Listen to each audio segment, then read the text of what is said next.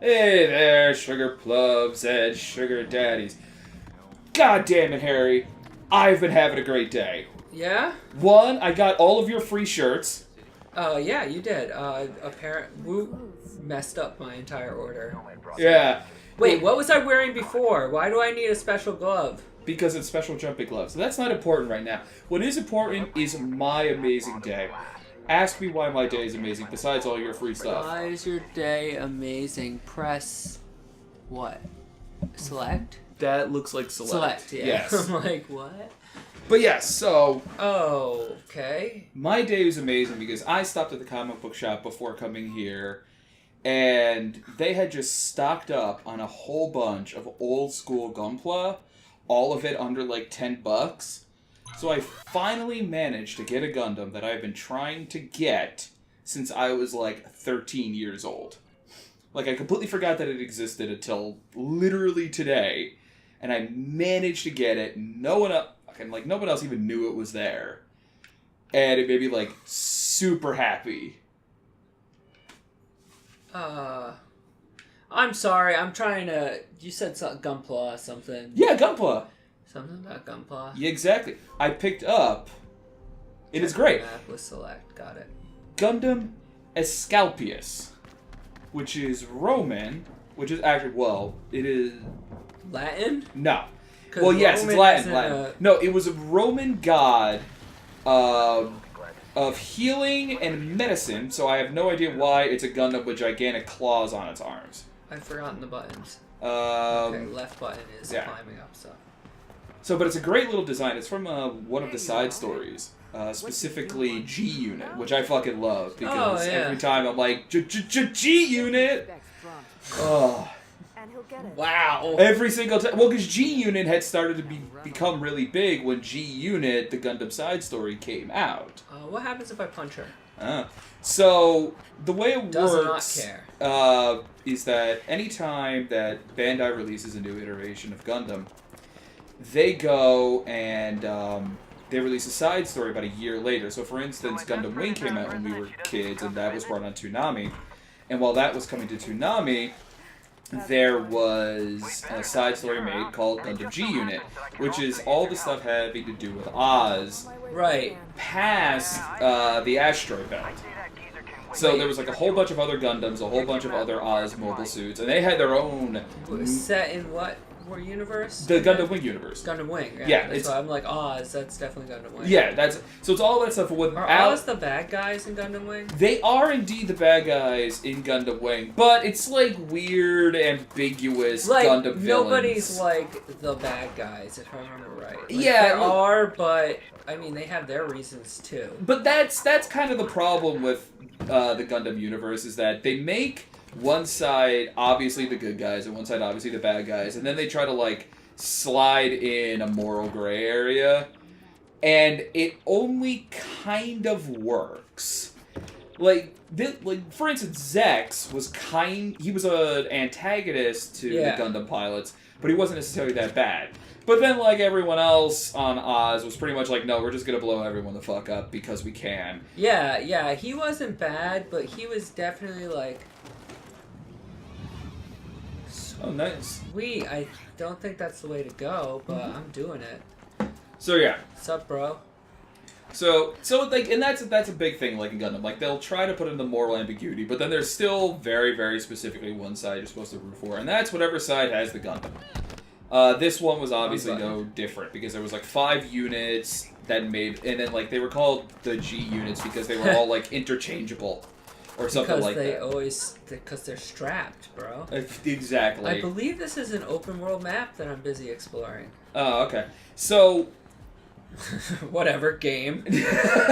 Go on. So what made Asclepius really, really cool is that it basically had like a dual mode kind of thing, where it has like a normal Gundam mode, and then it has like a mono eye, very reminiscent of Xeon, kind of like mobile armor mode, which I absolutely loved. I'm like, it's just a big, dumb robot claws for the sake of having big, dumb robot claws, because military effectiveness means nothing in the Gundam world. No, it doesn't matter. Yeah. Like, claws, man. Exactly. The more if you can have like... What's up with this? Literally a Grim Reaper. Yeah, absolutely. Like, Scythe? Absolutely. Exactly. Guns are for weaklings. Exactly. Like, or just a really big honking gun. Like, that's the important thing to have. Just... Absolutely. Like, yeah, if you have a gun, it needs to be ridiculous. Exactly. Like, can it nuke a planet? No? Well, then you're not a Gundam. Clearly. Okay, so I picked up a random recording, but that's not necessarily what I was here for. Speaking of random recordings, I was watching an old video about Gundam a little while ago. Yeah. And it was talking about why the Gundam franchise didn't work out all that well. No? In America. Well, other than Gundam Wing, I will. Well, agree. that was the thing is it comes down to two things. Talk to Birdman. It came down to two things. One, poor scheduling, and two, DVD sales. But specifically Japanese DVD sales. I'm sorry, what's a DVD? DVD. At the time, it was DVDs. Now it would be DVD or Blu-ray. So what happened was, Gundam got really, really popular along with like DBZ and Sailor Moon when it came out on Toonami. Right, Gundam Wing. Exactly, Gundam Wing specifically. And so Cartoon Network was like, these kids like the anime stuff, let's go and get as much of it. They like the Gundams, let's go get all the Gundams. Because at that point, there was like 20 years worth of shows to pick up from. So they started showing some of the mini-series on like Adult Swim, and I forget what they started showing on Cartoon Network, but they... I remember 0086 or whatever. Yeah, that one came out. There was 8th MS Team that came That's out. it, yeah. Which was a very good one. Probably like my personal favorite. And then you also had... They put on the original Mobile Suit Gundam. The story of the 1 Year War. And that bombed because it's a show from like 1980, and it wasn't a well done show, even by that day standards. Like, it had a bunch of like really cool new ideas and whatnot, and it was enjoyable, but no one was like jumping up and down about it until later on, actually when the models came out. That's really what propelled its popularity. Okay, so this is like okay. It's like a time trial thing. Anyway, so what had happened was it just kind of killed the momentum for Gundam for a little while because they couldn't really show a lot of the other stuff on Toonami because it was a little too graphic. Like, they couldn't show like Gundam Seed because like Gundam Seed literally has like a scene in it where like some dude gets cuckolded by like one of the heroes. Yeah. And they're like, you showed it on Adult Swim, you can't show it on the afternoon thing. Like, Gundam Wing, for all of its, like, I'm gonna blow up the colonies, didn't really have... Pretty tame. Yeah. While a lot of the other ones were like, oh, we're gonna sob over the death of this very, very important person because we're very sad that they died very bloodily or whatnot. So, it killed its momentum for kids, and then the stuff on Adult Swim had to be edited down a lot of times, too. Absolutely. And that messed stuff for it. The other reason was that in Japan, DVDs are more expensive. And while it's okay for like a lot of other anime, because the way it works is that like a distributor here, like ADV was big at the time, and I think ADV was the one distributing some of the Gundam shows. They would just purchase the rights to a show, and then they would do the localization for it here. They would get the voice actors, so on and so forth. And they'd make their money. But there was already a Bandai America when Gundam was out, so they were the ones handling it. And in Japan, a DVD costs like $60.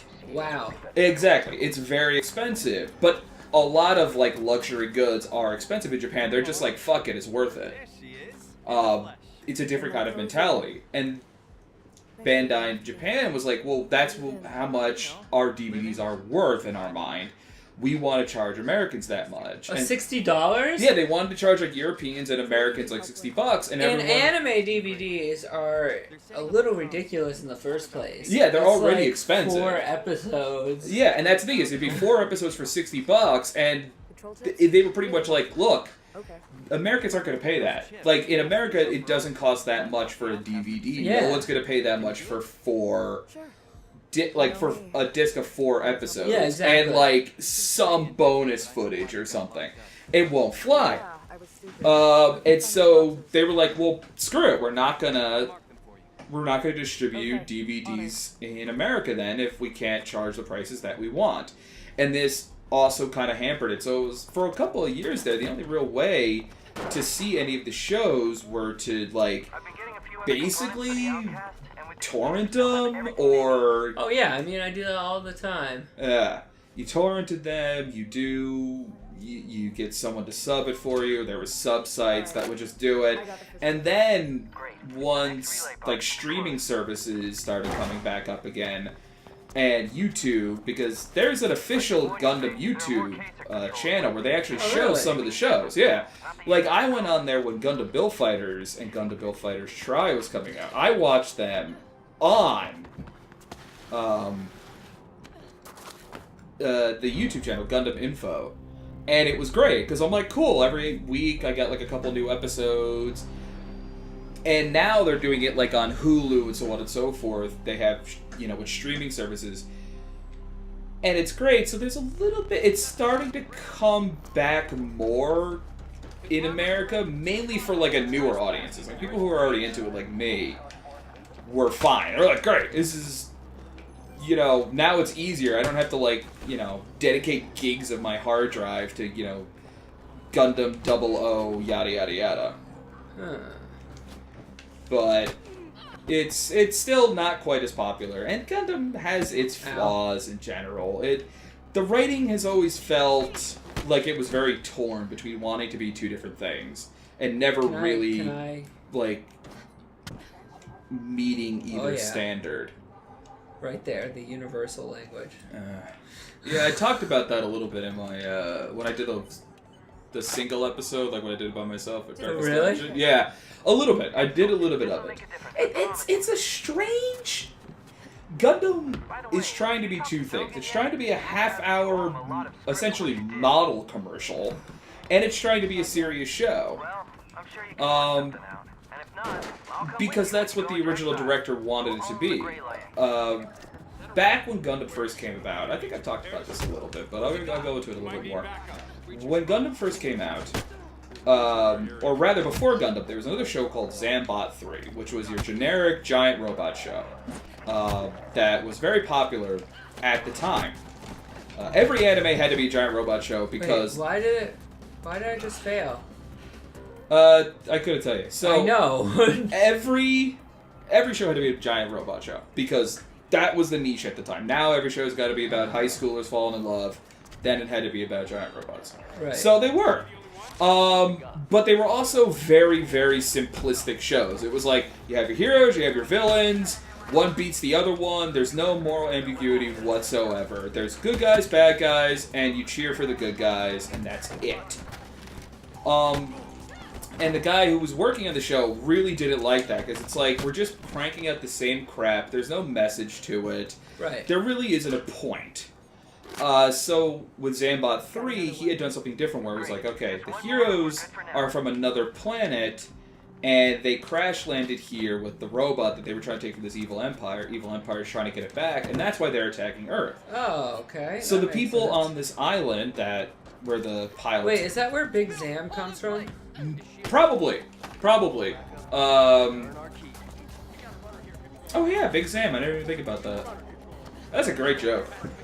Anyway, so they crash landed on this island, and it was constantly getting attacked, and the people on the island didn't like the heroes because of it. It's like, you brought the war here, and now we're getting hurt because of it. And the studio execs were like, yeah, it's not a bad idea, but we really don't want anything like this. You know, could you change it? And he's like, look, I'll change it on one condition.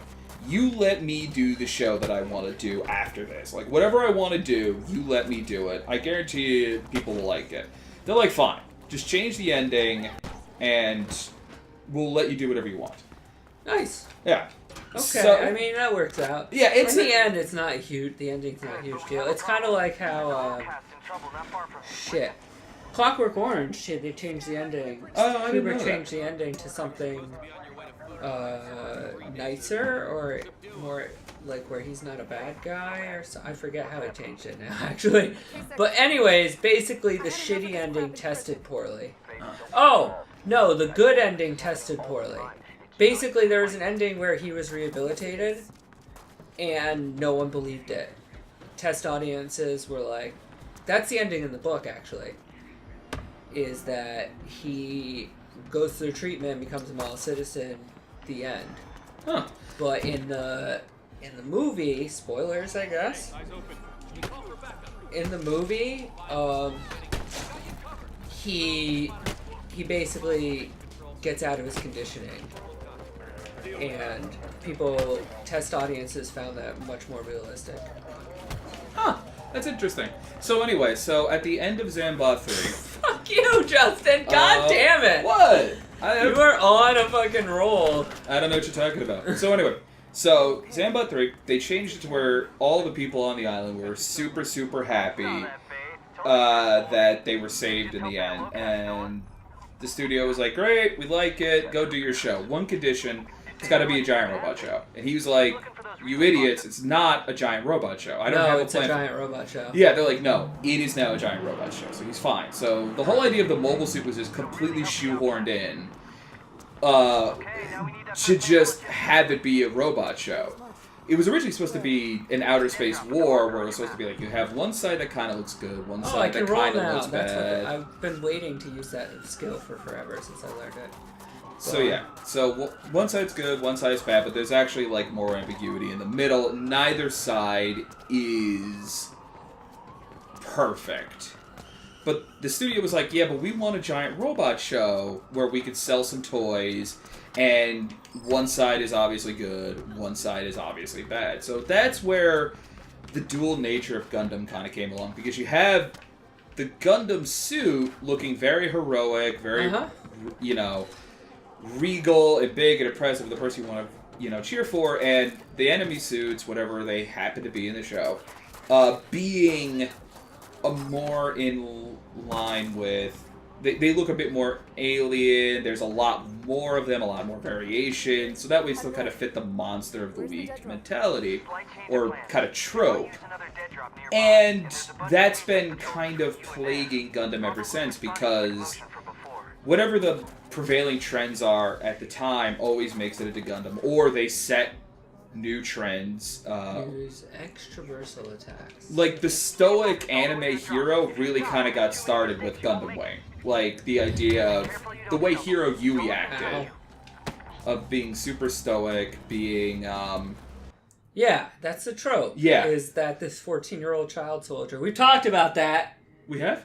That Gundam is all about child soldiers? Yeah, exactly. That's the thing is it's about child soldiers, but the company wants it to be about big heroes, where that do heroic things, and you want to buy their models and, action figures and whatnot. It's why, like, Gundam Iron Blood Orphans was all about child soldiers who look really, really good without their shirts on, because then female anime fans will like it a lot.